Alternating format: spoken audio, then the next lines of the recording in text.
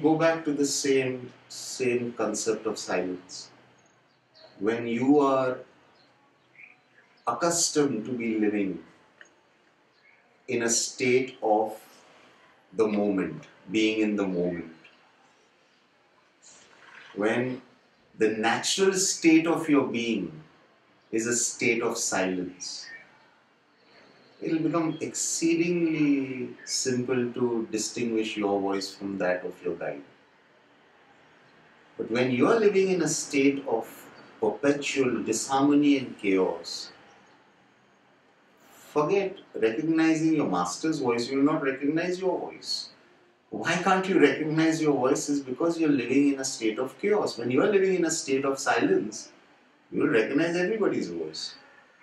Your master's, yours, your grandmother who has passed over, you'll recognize everything. But you know what?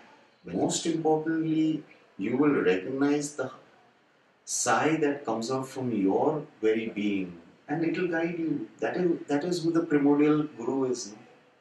Every master says you don't need an external master.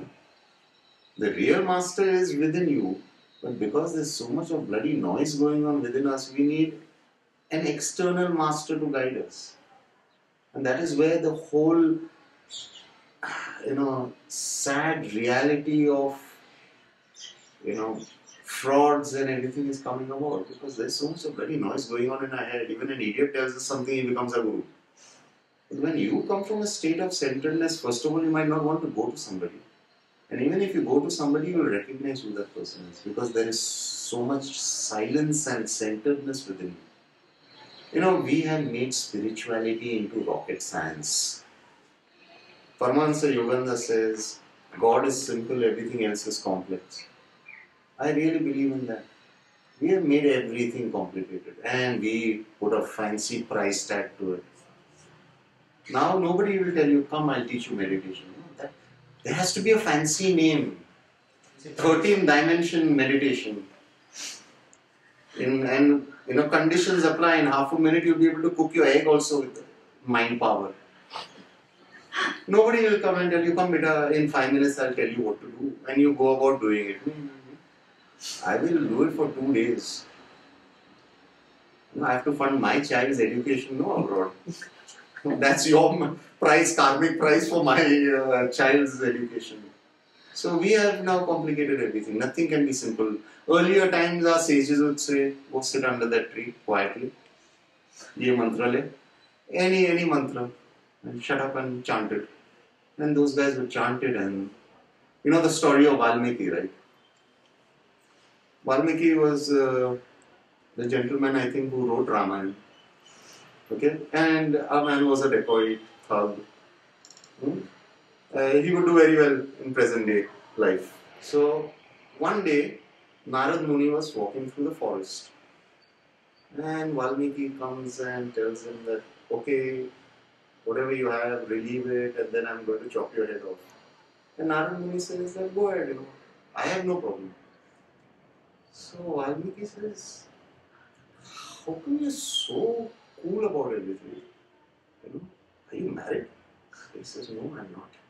He says that death should scare you. He says, no, it's not scaring me, because eventually everything is in the hand of Narayan. So Valmiki says, now who's Narayan? He says, Narayan is my God. So he says, you have so much faith in your God that your God will protect you. He said, no. I don't have faith in my God that He will protect me. I have faith that even if you kill me, it is with His permission. So he says, that seems interesting. But I can't do all this. So Narad Muni says, why you can't do it? He says, I have got a family to feed. So Narad Muni says, oh, that's a big point. He says, that means your family must really love you. He says, now why? He's saying that they must be partaking in karma. No? You killed so many people, you robbed so many people, that means, and you are telling it's for them, that means they must be partaking the ramifications of your actions. So he said, that I don't know, I have not asked any of them. So Narad Muni says, you go ask them, I am waiting here, you don't worry. So he goes running and tells his wife that I met this sage and he's saying this very, very, sensible things. So you are partaking of my karma. And she said, you lost your head. You are a man, you better provide me. I don't care how you do it. So he says, okay, one down, one to go. So he goes to his son.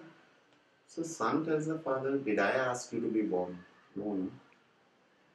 You got me out, no? So you take care of, why should I take care of your karma? So Valmiki goes back to Narad Muni and says, yeah, this is very surprising. They have put their hands up. So Narad Muni says, but you continue. You see, for a wife and child, continue killing and all. It's important. He says, yeah, this is not right. I am going to rot in hell. These guys will already again be born and marry somebody else. So he says, tell me what to do. So then Narad Muni says, okay, you do one thing.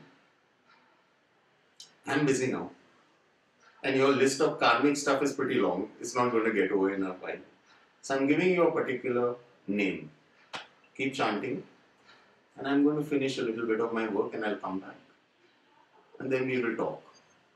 He says, okay, give me the name. So Narad Muni says, Rama. So for whatever reason, Valmiki says, I can't pronounce Rama. That R doesn't come first. The Narad Muni says, you just pronounce whatever comes, but keep your focus on the divine one. So Valmiki starts chanting Mara. Rama becomes Mara, Mara becomes Rama. And the meaning of Valmiki is anthill. He loses himself in the moment and he keeps chanting Mara, Mara, Mara, Mara. But his focus is on Narayan. And after many years, because these guys didn't have any kam dhanda, they would just go roaming around. Narad Muni comes and he hears Rama coming from this anthill. And he breaks the anthill and he says, come Valmiki, you paid for your penance. So, what I am trying to tell you is, it is eventually, it's not about the mantra, it is not about anything, it's about your intentions. If your intentions are clear, you are going to move towards Him. If you are in a state of silence, it's like a clean sheet of paper. Eventually there will be two writings, one yours, one of your master. Unless you are schizophrenic and have 15 other personalities, that's a different thing. But you will have your writing and your master's you will recognize. But if that sheet has 200 lines on it, so it's all about silence. God resides in silence. Okay, Jai Baba.